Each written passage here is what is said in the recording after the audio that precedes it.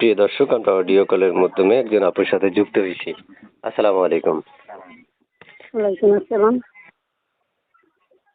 আপু কেমন আছেন? হ্যাঁ, আলহামদুলিল্লাহ, ইনশাল্লাহ। ভাইয়া, গরিব লোকে কি আর তেমন ভালো থাকতে পারে?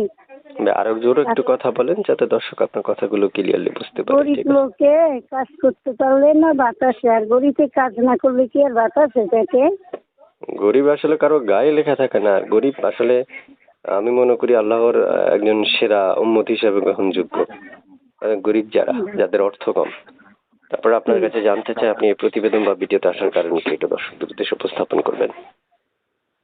আমি প্রতিবেদনে আইছি ভালো সুন্দর একজন পরস্কারী একজন মনের মানুষের লেগে আইছি।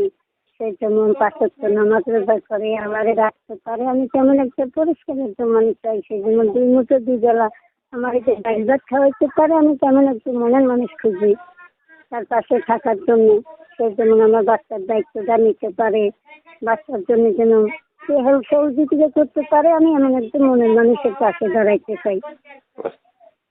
সুপ্রিয় দর্শক, শুনতে পাচ্ছেন আমি যার সাথে কথা বলছি। আপনারা চাইলে তার সাথে কথা বলতে পারবেন। কথা বলার জন্য তাদের তেমন কোনো কষ্ট করতে হবে বলে আমার মনে হয় না। স্ক্রিনে একটা নাম্বার দেখতে পারবেন, এই নম্বরতে তার যোগাযোগ করবেন, তার সাথে কথা বলতে পারবেন মন খুলে। আপু, এই নাম্বারটা কার? হ্যাঁ, এই নাম্বারটা আমার। এই নাম্বারটা আপনার? জি। এই নাম্বারে ফোন করলে আপনাকে পাওয়া যাবে?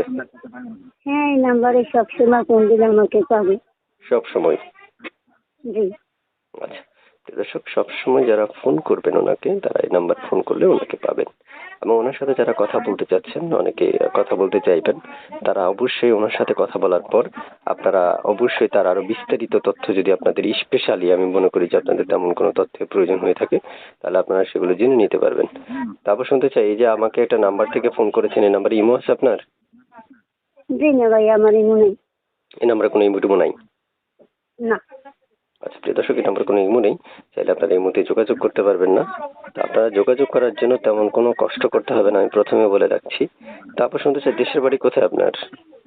আমার দেশের বাড়ি নোয়াখালী সুবর্ণচর। নোয়াখালী সুবর্ণচর? জি। আচ্ছা, প্রিয় দর্শক, নোয়াখালী সুবর্ণচর ওনার বাড়ি।